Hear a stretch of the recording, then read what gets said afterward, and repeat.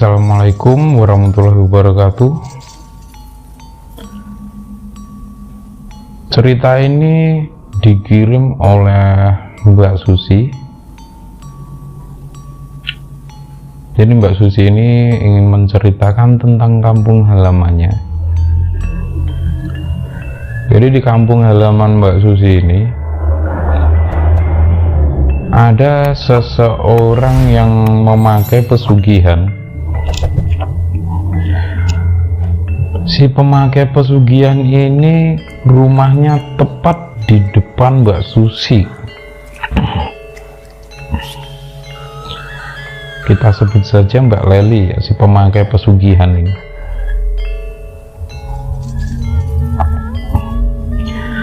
Jadi suatu hari itu ada tetangga sebelahnya Mbak Leli, mepet banget dan deket banget. Jadi mereka cuma galeng tembok satu aja, itu udah rumah Mbak Leli dan tetangga tersebut. Sebut saja Mbak Desi lah ya. Mbak Desi ini ngobrol sama ibunya Mbak Leli, ya kita sebut saja Ibu Umi.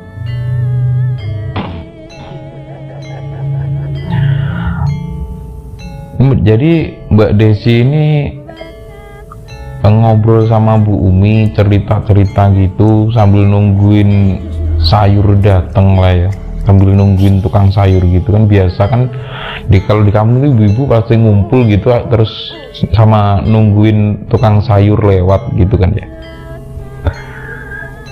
Mereka ngobrol dan Bu Desi ini cerita ke Bu Umi, "Bu, semalam suamiku didatengin sama wewe gombel loh, Bu. Wewe gombelnya tuh gede banget, Bu," kata Ibu Desi. "Masa, Bu? Emang beneran?" "Iya, Bu. Kemarin tuh datengin di depan jendela gitu, Bu. Tapi suamiku tuh nggak takut. Jadi wewe gombelnya itu sama suami Mbak Desi ini malah dibentak-bentakin gitu. Sering terjadi seperti itu. Jadi suami Mbak Desi ini sering didatengin oleh wewe gombel tersebut. Terutama ketika suami Mbak Desi ini atau keluarga Mbak Desi ini ada sedikit cekcok sama Mbak Leli. Jadi setelah mereka cekcok, suami Mbak Desi ini pasti didatengin. Sampai suami sampai suami Mbak Desi ini nggak takut sama sekali, malah dibentak-bentak.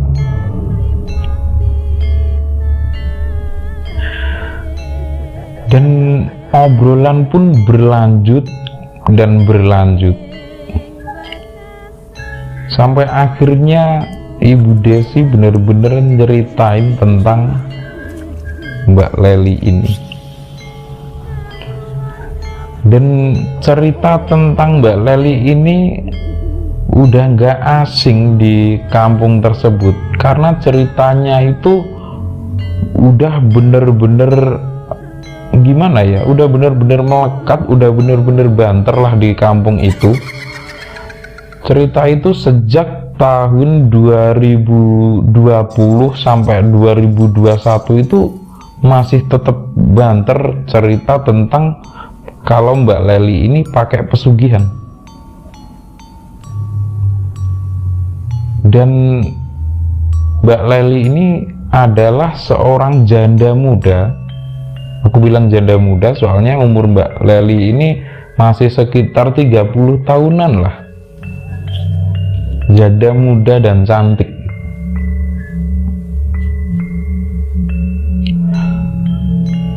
Lanjut ke Mbak Desi dan Bu Umi yang bercerita tadi. Tiba-tiba Mbak Desi ini nyeritain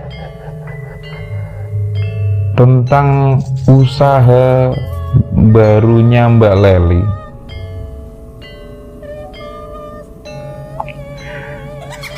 Jadi Mbak Lely ini punya 2 tempat usaha kan ya, dan yang baru ini ada di nggak jauh banget dari tempat usaha pertamanya itu.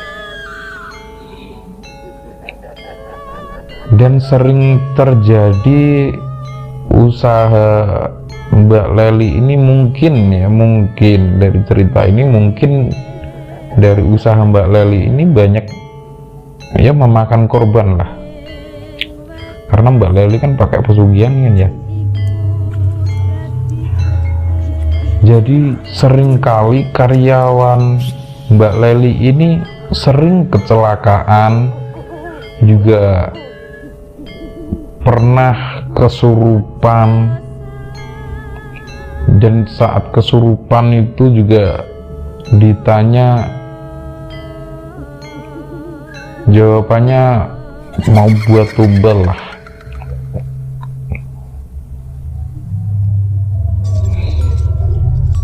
Setelah Mbak Desi ini cukup untuk bercerita dan ngobrol-ngobrol sama Bumi, akhirnya Bumi pun pulang. Dan setelah itu kita ke Mbak Fani ya. Mbak Fani itu kakaknya Mbak Susi yang berada di luar kota juga tadi. Di usahanya Bu Umi ini, usaha dari ibunya Mbak Susi, di tempat usaha ini sama Mbak Susi itu dipasang CCTV ya. Jadi Mbak Susi itu sebelum keluar kota, Mbak Susi ini pasang CCTV lah di tempat usaha ibunya. Jadi kalau pantau biar gampang gitu. Jadi CCTV-nya ini yang CCTV model terbaru lah. Pasang CCTV model terbaru yang bisa diakses lewat handphone itu.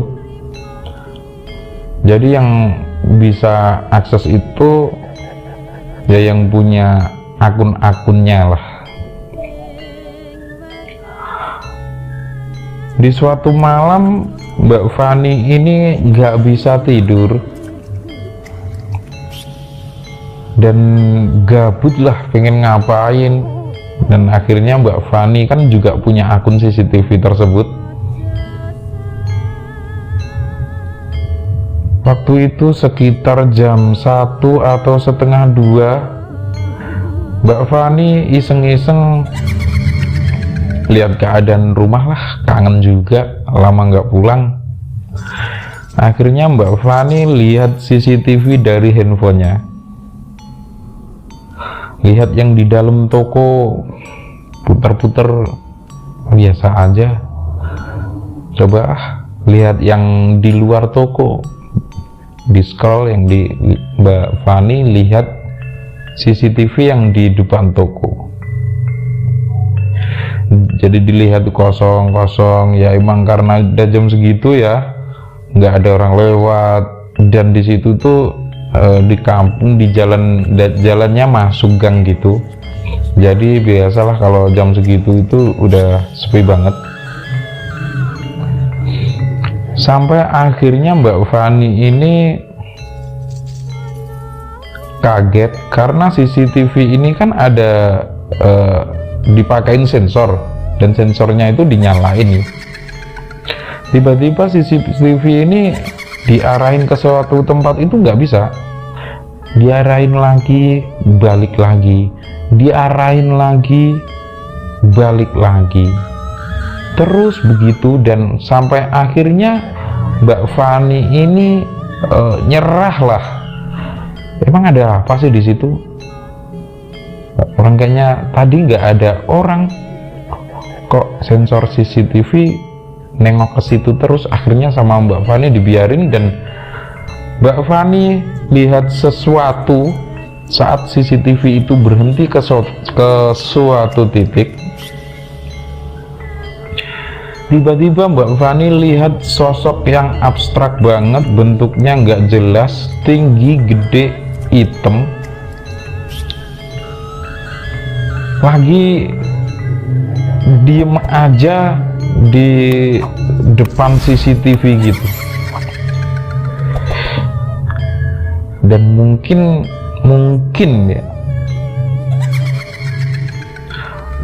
itu milik Mbak Leli mungkin ya, karena Mbak Leli kan pakai itu ya, bukannya suzon sih, karena tempat rumah Mbak Susi ini adep-adepan sama rumahnya Mbak Leli. Setelah melihat sosok itu, sosok yang abstrak banget, gede, tinggi, hitam banget itu, Mbak Fani pun kaget dan ketakutan. Akhirnya handphonenya dilempar lah, handphone Mbak Fani itu geledak. Mbak Fani langsung ketakutan dan lanjut tidur sambil kerubutan selimut. Biasalah ya, cewek. Di keesokan harinya Mbak Fani ini ngasih kabar lah ke ibunya, telepon ke ibunya, Bu, gimana, sehat kan ya? Karena Mbak Fani di luar kota, jadi ya nggak bisa setiap hari kasih kabar dan tahu kabar orang tuanya gitu. Bu, gimana kabarnya? Sehat nih Bu, semalam itu aku lihat CCTV di toko loh, kata Mbak Fani menceritakan semua kejadian-kejadian yang dia lihat melalui CCTV tadi. Mbak Fani itu ya dikatakan deket, ya deket lah sama ibunya, pasti deket. Makanya ada apapun Mbak Fani ini cerita ke ibunya. Bu, semalam tuh aku coba-coba lihat CCTV loh. Oh iya, jam berapa emang? Jawab ibunya. Jam 1:30 Bu, aku lihat di dalam nggak ada apa-apa, sepi-sepi aja. Ya iyalah, orang toko nggak ada orangnya kalau malam, jawab si ibunya sambil bercanda. Tapi CCTV di depan itu lihat sesuatu Bu. Ah, lihat apaan? Jam segini kan di sini sepi, nggak mungkin lah ada orang lewat, juga jarang banget, kata si ibu. Iya Bu, semalam itu aku lihat sosok tinggi besar Bu. Ya akhirnya aku lempar lah HP ku. Aku takut Bu, kata Mbak Fani. Akhirnya ibu ngomong, ya iyalah Nak, emang jam segitu di sini tuh sepi kalau jam segitu. Orang sini aja nggak pernah keluar. Si ibu kan nggak pernah keluar malam ya, nggak pernah lihat keadaan lah. Jarang jam segitu, orang tua pasti tidur, banyak yang tidur. Kok ya apesmu? Pas banget kamu yang lihat. Untung bukan ibu, kata si ibunya. Iya ya Bu ya. Obrolan mereka berlanjut, akhirnya selesai, dan beberapa minggu kemudian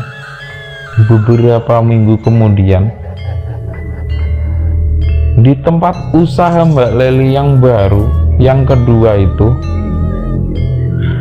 tempat usahanya ini adalah dulunya itu sebelum dipakai Mbak Leli itu lama banget kosong. Akhirnya Mbak Leli buka di situ, Terus malamnya karyawan Mbak Leli itu suruh nginep di situ. Setelah itu besoknya karyawan Mbak Leli ini kecelakaan lagi. Karena sering banget karyawan Mbak Leli ini kecelakaan. Ini udah di tempat baru, lama nggak dihuni. Mbak Leli ini juga aneh banget, suruh nempatin karyawannya suruh tidur di situ. Akhirnya beberapa minggu kemudian di tempat situ, di kampung situ, suasananya pun agak mencekam ya, suasana serem lah.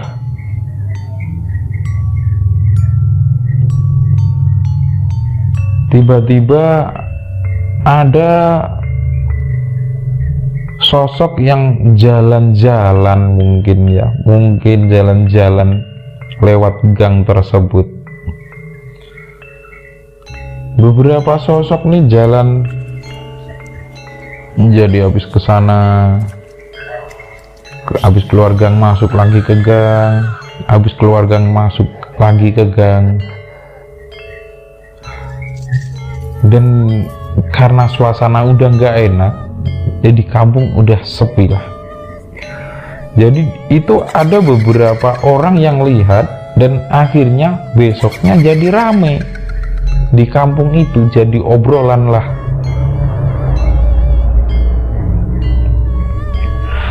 Setelah di kampung rame, jadi obrolan, dan akhirnya mereka juga menduga-duga, mungkin dari sana, mungkin dari sana. Dan saya rasa juga cerita dari Mbak Susi udah cukup, dan mohon maaf bila ada salah kata, salah ucap, dan apapun itu saya mohon maaf. Terima kasih buat teman-teman yang udah ngikutin kita, ngikutin cerita-cerita kita, yang udah subscribe, terima kasih. Assalamualaikum, sampai jumpa di cerita berikutnya. Tetap di Journey and Story.